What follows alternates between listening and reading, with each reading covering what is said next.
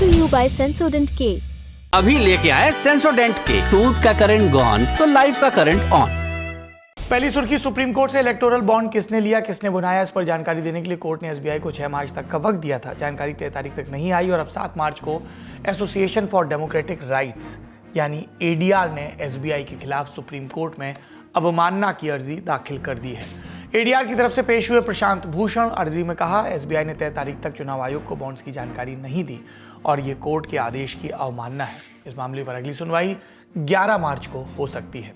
इस पूरे मामले की टाइमलाइन संक्षेप में बताते हैं। सुप्रीम कोर्ट ने 15 फरवरी को पॉलिटिकल फंडिंग के लिए इलेक्टोरल बॉन्ड के इस्तेमाल पर तत्काल प्रभाव से रोक लगाई थी और कहा था कि इसकी गोपनीयता बनाए रखना असंवैधानिक है और ये स्कीम सूचना के अधिकार का उल्लंघन है। कोर्ट ने एसबीआई से कहा 6 मार्च तक चुनाव आयोग को बॉन्ड की सारी जानकारी उपलब्ध कराएं और फिर चुनाव आयोग वो जानकारी वेबसाइट पर 13 मार्च तक पब्लिश करे। यानी इस दिन देश को पता चल जाएगा कि किसने कितने बॉन्ड्स खरीदे और किस पार्टी को दिए। 4 मार्च को एसबीआई ने सुप्रीम कोर्ट से अपील की कि उसे जानकारी देने के लिए 30 जून तक का वक्त दिया जाए और उसी पर चर्चा चल रही है। अगली सुर्खी, कानपुर देहात से 28 फरवरी को हमीरपुर की 2 नाबालिग बहनों ने गैंगरेप के बाद घाटमपुर में कानपुर देहात में आत्महत्या कर ली थी। ये बहनें एक ईंट भट्टे में काम कर रही थी। आगे अपडेट किया है कि इस ईंट भट्टे के ठेकेदार और उनके साथी, जिन पर शराब पिलाकर बहनों के रेप का इल्जाम था, उन्होंने बाद में परिवार पर प्रेशर डाला और इसीलिए इस घटना को 1 हफ्ता भी नहीं बीता 6 मार्च को पीड़ित लड़कियों में से एक के दोनों चचेरी बहनें हैं, पिता ने अपनी जान दे दी। हमीरपुर की एसपी दीक्षा शर्मा ने इस घटना की पुष्टि की है कि पीड़ित के पिता ने भी आत्महत्या कर ली है। ठेकेदार का परिवार समझौते का दबाव बनाता रहा और पुलिस का रुख क्या है आपके सामने है। इंडिया टुडे से जुड़े रंजय सिंह की रिपोर्ट के मुताबिक 28 फरवरी की रात दोनों बहनों के शव परिवार वालों को मिले थे। उम्र 14 और 16 साल थी। पुलिस को मामले की सूचना दी गई। शव पोस्टमार्टम के लिए भेजे गए। ठेकेदार रामस्वरूप और उसके 2 साथियों रज्जू और संजू को गिरफ्तार भी किया गया।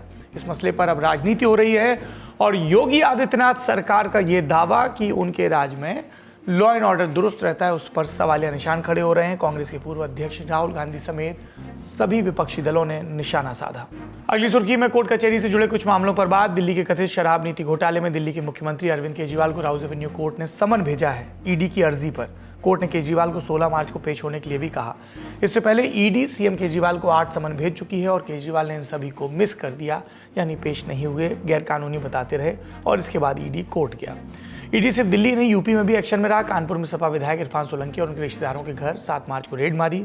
सुबह 6 बजे इरफान के घर टीम पहुंची। मुंबई में भी सोलंकी से जुड़े कुछ ठिकानों पर ईडी की स्पेशल टीम पहुंची। कानपुर में इरफान के अलावा उनके साथी हाजी वसी के घर पर भी रेड हुई। बेनामी प्रॉपर्टी के बारे में जानकारी जुटाई जा रही है। अगला एक्शन हुआ राजस्थान में ईडी का। सीनियर टीचर भर्ती पेपर लीक मामले में आरोपी सुरेश ढाका और भूपेंद्र सारण की प्रॉपर्टी ईडी ने सीज कर दी।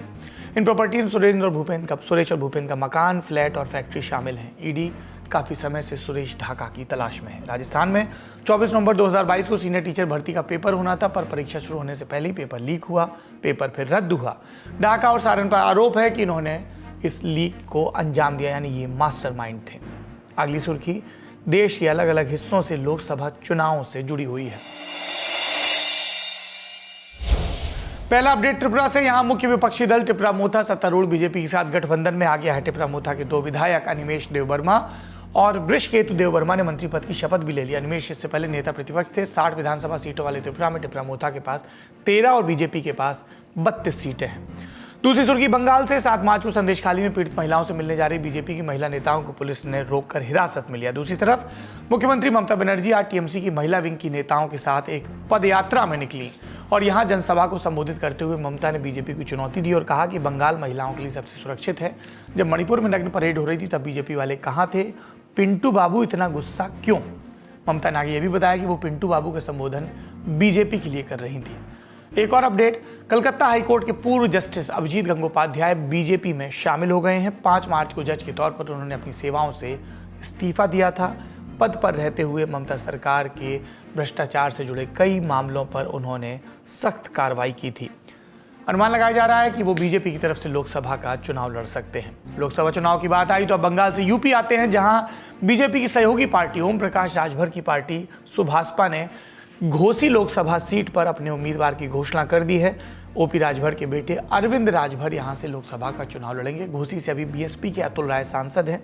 ओपी राजभर की पार्टी का बीजेपी के साथ गठबंधन है और हाल ही में उन्हें यूपी में मंत्री पद भी मिला। 2 दिन बाद ही मंत्री जी पार्टी वालों को बताने भी लगे कि किसी भी थाने जाओ, पीला गमछा ले जाना, तुम्हारी शक्ल में दरोगा को ओपी राजभर दिखेगा। कहीं भी आपकी कोई समस्या हो, हम आपको अपना पावर, हम आपको पावर देते हैं। किसी थाने पर जाओ, मैं कहता हूं किसी थाने पर जाओ और वहां जाने के बाद थोड़ी सी दिक्कत है, उस थाने पर जाओ, सफेद गमछा मत लगाओ। सफेद गमछा नहीं, एक पीला गमछा लगा लो। 20-25 रुपए का मजाक बाजार में मिलेगा। इस गमछे को लगा के जाओ थाने पर।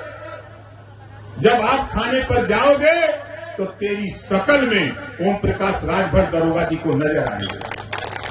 अब बात बीजेपी और कांग्रेस दोनों की अहम बैठकों पर। बीजेपी के कोर ग्रुप की 3 दिवसीय मीटिंग 6 मार्च से शुरू हुई। इसमें दूसरी लिस्ट के नाम तय हो सकते हैं। कुछ राज्यों में सीट शेयरिंग की स्थिति भी, और इसीलिए चंद्रबाबू नायडू और अकाली दल समेत कई दलों के नेता या उनके पैरोकार राजधानी में नजर आ रहे हैं।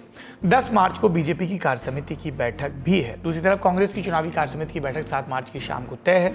खबर लिखे जाने तक इस पर और अपडेट नहीं आए थे।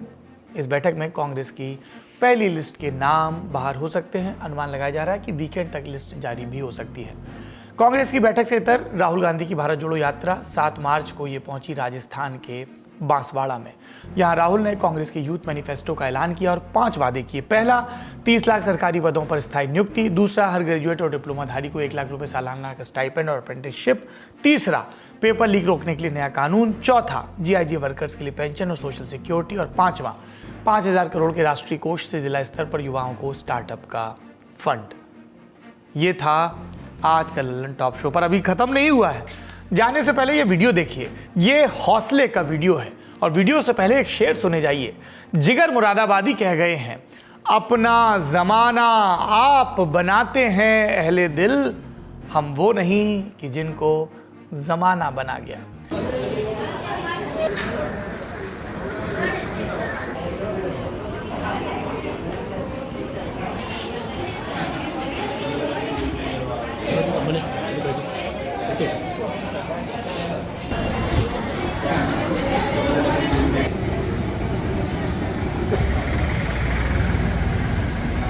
वीडियो में आपने जिन्हें देखा वो हैं डॉक्टर गणेश बरैया। गणेश की हाइट 3 फीट है, गुजरात के रहने वाले। 2018 में एमबीबीएस के लिए अप्लाई किया। कमेटी ऑफ मेडिकल काउंसिल ने उन्हें यह कहते हुए रिजेक्ट कर दिया कि हाइट कम है, इसलिए वो इमरजेंसी केसेस हैंडल नहीं कर पाएंगे। इस फैसले के खिलाफ गणेश गुजरात हाईकोर्ट गए, केस हारे, सुप्रीम कोर्ट गए, यहाँ फैसला उनके हक में हुआ। 2019 में एमबीबीएस में दाखिला लिया और आज वो गुजरात के भावनगर में सरकारी अस्पताल में डॉक्टर हैं। यही जज्बा चाहिए जिंदगी के लिए। उस समय 2018 में एमबीबीएस के एडमिशन की प्रोसेस खत्म हो गई थी, इसलिए सुप्रीम कोर्ट ने ये ऑर्डर दिया कि आपको 2018 में नहीं पर 2019 में एमबीबीएस में एडमिशन मिलेगा। इसलिए मैंने 2019 में गवर्नमेंट मेडिकल कॉलेज भावनगर में एमबीबीएस में एडमिशन लिया और ऐसे मेरी एमबीबीएस की जर्नी स्टार्ट हुई। इसी प्रेरक कहानी के साथ आपसे विदा लेता हूं। अपना और अपनों का ख्याल रखिए। शुभ रात्रि।